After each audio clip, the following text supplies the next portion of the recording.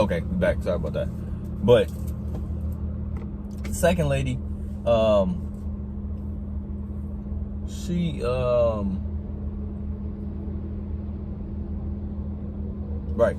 So the second lady, I booked her. She said she just needed to drive around. She was somewhere in the Chicago area. She picked up the car. Everything went cool. Only part with her, and this is where this story gets to current day, is that she picked up the car. She drove it around. She was a really cool guest. Everything was cool. She said she drove the car around. She wanted to get it again because I had dropped the price. So originally I set the price at maybe $34 and I dropped it down to like $33. I was just playing with the numbers just to see if it would get booking.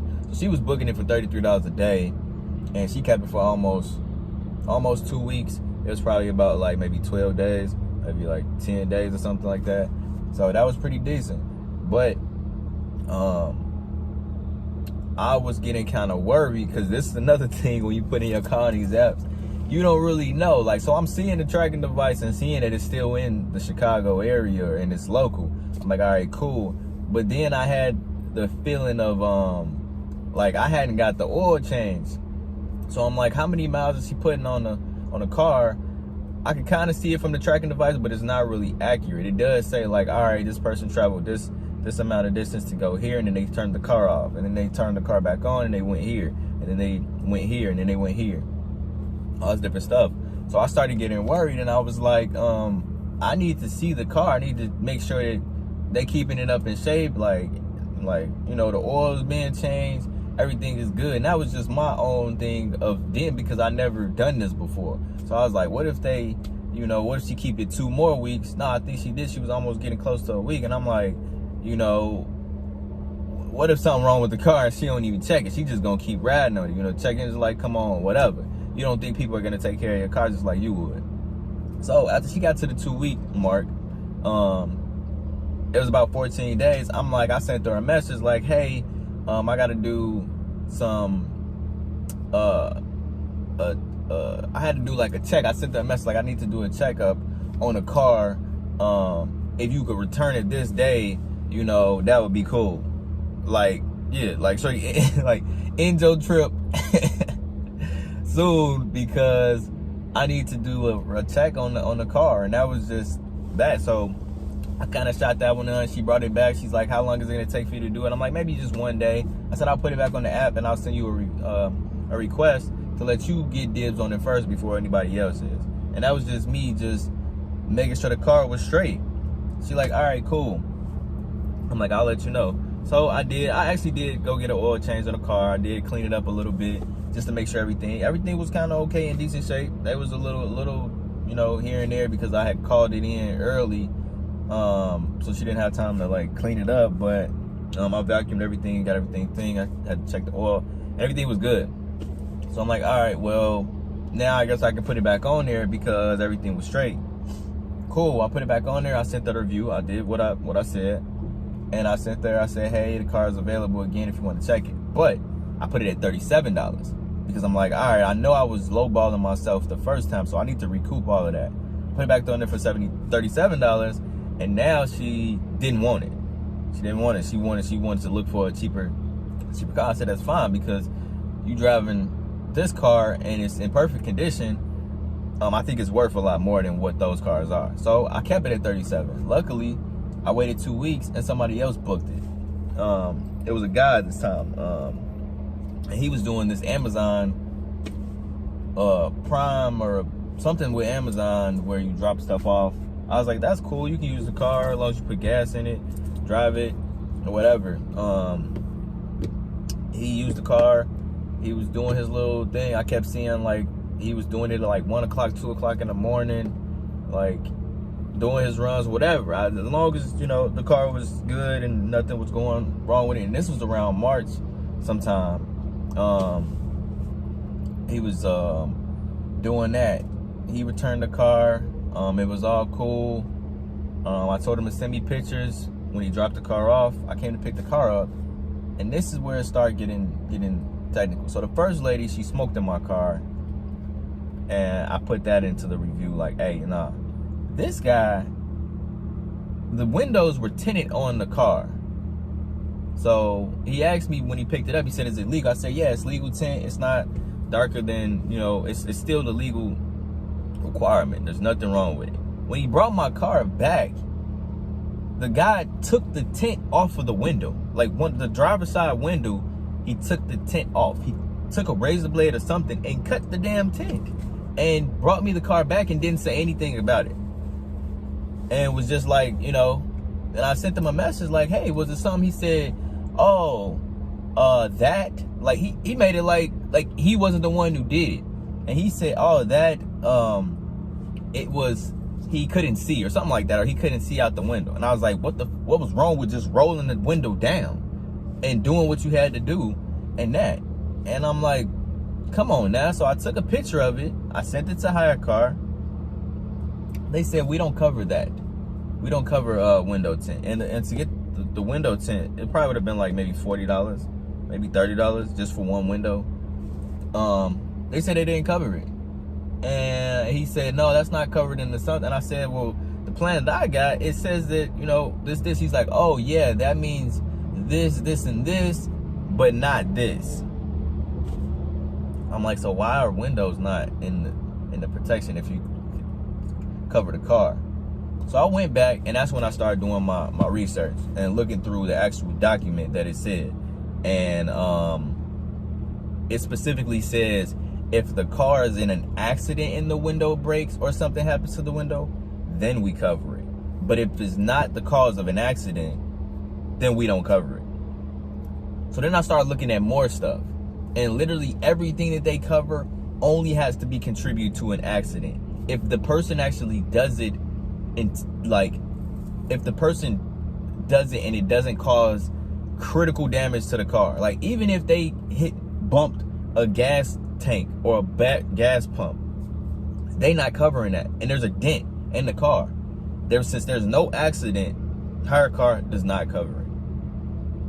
And that's when I started looking into the fine print of this stuff. And at that time, I think I was renting it out to one other person, and I was like, oh man, like I was getting this feeling like even the liability was gonna fall on me, and Hyrecar wasn't gonna cover it, because it said rips in the seats, they don't cover that.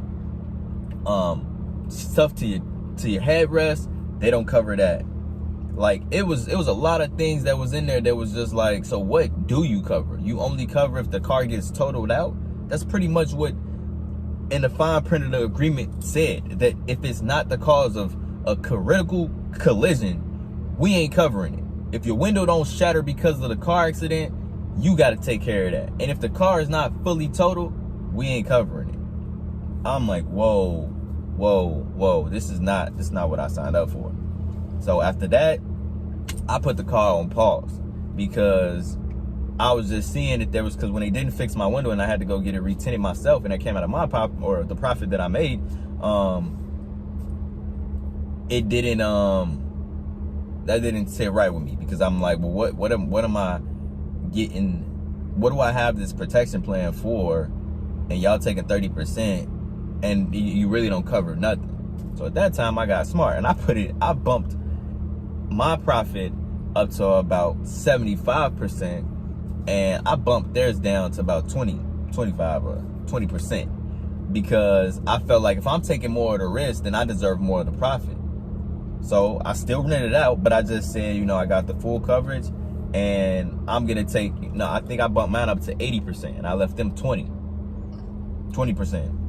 So now I'm like, all right, well, cool. Now it's winning. Now I'm getting more, because now I'm getting $40 per trip, or $40 per day, and every person that books it after that, like I'm making more. Like now I'm seeing more. Like I'm getting $300 because people are booking it for 2 weeks and stuff like that. So I was okay with it. But then after the last person returned it, I got a ticket in the mail. A ticket for $100 from a red light camera. I'm like, oh, what the? It was from January. I'm like, oh, okay. So with their program, they they require you to contact them, notify them about, whatever is happening, and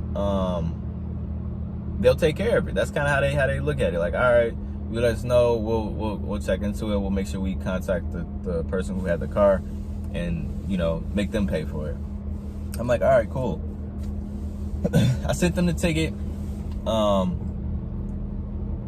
and Hyrecar replies to me, because it's only through email. This VO Logistics is only through email. They don't have a phone number. They don't have a contact, nothing. It's only through email. Red flag number one. Like, what year are we in? Like, you should have some type of contact, but I think they do it purposely because they would get phone calls every single day about messed up stuff that they do. So I sent them the ticket. They say, okay, we'll contact the driver, let them take care of it. 2 weeks later, I get another ticket from that same driver. And this was the first lady who brought the car back and was asking to rent it again. This lady had racked up $200 tickets in the car within like 3 days of her keeping it for 2 weeks. So now I'm just like, okay, I sent it over to them and I'm thinking they're gonna handle it. This was back in March when I was getting these tickets. I'm sending them over. They're saying they're gonna take care of it. Like the next month, so April, May, because we're in May now. April, I get another ticket, and now it's saying, hey, you didn't pay this ticket. The ticket's gonna double. Now we just smacked $200 more onto this ticket, and then this ticket is about to double. So now the $200 ticket is gonna be a $400 ticket. The other $200 ticket is about to double, and that's gonna be a $400 ticket. So now I'm like, why am I still getting tickets if I already sent it to Hyrecar? So I contact them and I'm like, what's going on? Like, did y'all take care of that? Like, did the people contact you? Oh yeah, you have to call this company because they handle stuff like that. And I said, well, you can't call them because they got an email. Like, they only, oh, well, yeah, you can just email them and let them know what's going on and see if you can take care of that. And I'm like, they ain't replied to me. They ain't sent me nothing to say that this car or this person has taken care of it. But I'm still receiving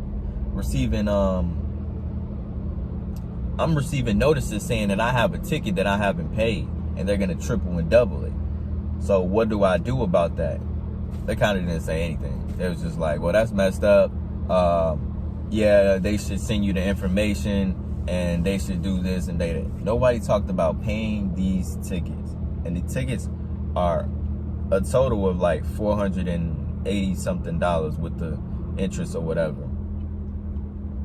They're like, yeah, just contact them. They didn't try to help me out. They didn't try to do nothing. They was just like, we'll contact them. We'll do this. Reply through email. All this other non-helpful stuff. So here we are today. And now I get a notice in May from the city of Chicago saying, like, hey, we finna put your car on the boot list because you got $450 worth of tickets that you ain't paid. And the car is still drivable. Like, the car is still drivable, all of that. But because the tickets aren't paid, they feel that I am liable because I'm the owner of the car, and the people who drove the car are not responsible for that. So Hyrecar is not responding to none of my emails. I'm thinking about just getting my attorney involved and pursuing them, outright, because if my car gets taken or repoed or whatever, and this company is not replying or even responding to what it is that I'm trying to address, it's like, man. But yeah, I talked to the city of Chicago, try to set up like maybe a payment plan to pay off these, because it doubled. Like, one of the tickets doubled, and it's like 8 something. But it's like, to be in this situation and to think if I was continuously renting my car out, and I'm pretty sure Turo is a little bit different because they probably cover stuff like that. But this company, Hyrecar, does not care about nothing but they 30%. Like, to be honest, like, they only care about that 30% that they're gonna receive, because at the end of the day, they're not going to help you out when you actually need it. So I just wanted to save somebody the stress of going through this, because you think that you're going to it's going to be passive and everything is going to be taken care of, and the company does not. So if I was you, I would just buy a 12-year-old car and keep it within Turo, because they're going to hold those people responsible. They have the credit card information, all of this stuff. They're going to make sure that it does get taken care of. But Hyrecar is not going to look out for anything on your behalf. You're going to be your own detective. You're going to have to, like, if they would have stole my car, it probably would be gone right now, and they would not be looking for or doing anything, because you have to contact through email and there's no phone service. You have to pursue everything on your own. So just getting into this Hyrecar business, you need to be aware of all these things. And I'm trying to save somebody the grief of going through what I'm pursuing now, because now I'm on a payment plan with the city of Chicago, so that they don't try to repo my car. And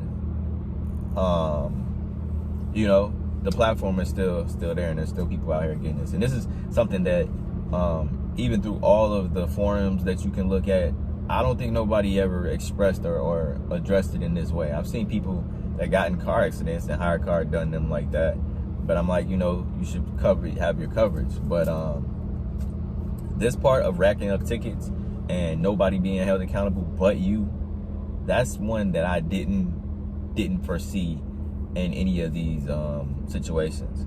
So with that, man, just be careful and cautious, and be aware that, you know, if something does happen when you're on this platform, you are responsible for that.